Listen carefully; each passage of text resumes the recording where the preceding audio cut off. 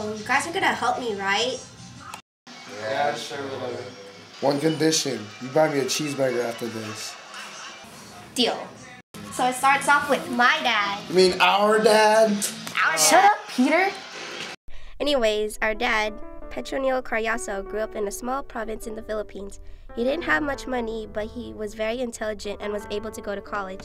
By the time he got to college, he met the love of his life, my mom. Don't you mean our mom? Emma Carriazo.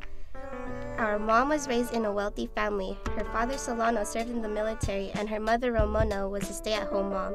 She was able to buy the nice things her classmates couldn't afford. They gave him, as well as his family, visas, which enabled them to live in America. This was a great opportunity for him because he knew his children would grow up in a better place. So when does Nanay's story come into play? Don't worry, it's coming up soon. In year 1986, my parents decided to get married because they were tired of the way they lived in the Philippines. They couldn't afford big weddings in a chapel. There are no dresses, no tuxedos, no cakes, or any of the typical fancy wedding stuff. On January 16, 1986, my parents went to town hall. All they did was sign papers that my aunt gave them and were pronounced husband and wife.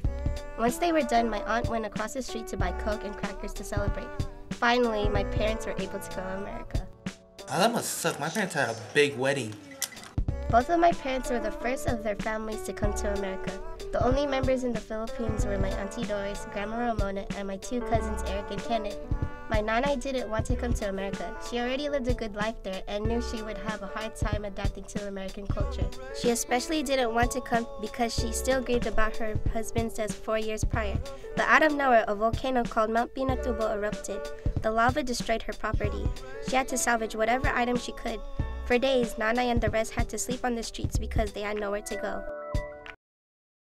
Oh yeah, I remember that. Sleeping on the cold, hard streets, trying to collect food day by day just to survive. Man, shut up. You don't even know. You were just a baby. What the heck? How'd we get here? Anyways, my auntie Nefla told Nanay to come to America to live a better life. She was tired of living the way she lived and agreed to move. Meanwhile, back in America, my parents were living a good life. Their house was a little on the small side, but it was the greatest place to live compared to the Philippines. They even started their own family and had my brother Raymond Peter Carriazo. When Peter was about 7 months old, my parents decided to go to Las Vegas for vacation. On their way there, something drastic happened. My dad merged into the freeway and someone rear-ended them. Our car flipped at least 5 times and finally landed upside down. My dad pulled everyone out of the car one by one, but my grandma Cecilia wasn't there. My mom pointed out her body laying on the freeway. Paramedics took my family to the hospital right away. It seems everybody was okay. The only injury was from my grandma Cecilia. She was in critical condition, close to losing her life. The doctors had to send her to a trauma center immediately. They couldn't take her by ambulance because it would have taken too long, so they got a helicopter ready. They couldn't stabilize her fast enough, and then she passed away. A great woman gave her life in order to protect her family. Man, that was some many crap right there. Like you said, you're just a baby. So what? I lost my grandma. Got her right here. Right here? Yes, right here. Shut up, Peter. Shut up, Eric. 3 months after Grandma Cecilia's death, my nanay, Auntie Doris, and cousins came to America. Everyone in their neighborhood came to the airport to wish them a safe trip. In December of 1991, all the Orins were under one roof. Time passed by quickly in America. After 3 years, I was born. My mom's side of the family are really close. We celebrate every holiday together and had many birthday parties. As we grow older, we're still going to be a family.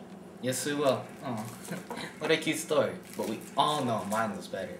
Psh, whatever. Mine was better. Yours isn't even over. Whatever, noob. Well, who cares? As long as you represented our family, right, you guys? Love you. Love you too, sis. You can get that cheeseburger now? Whatever. Dude, you should get a ghetto Big Mac. Big Mac sauce and lettuce on your double cheeseburger. Word, V. That's what's up. Don't say word. Shut up, guys. Let's just go. My treat.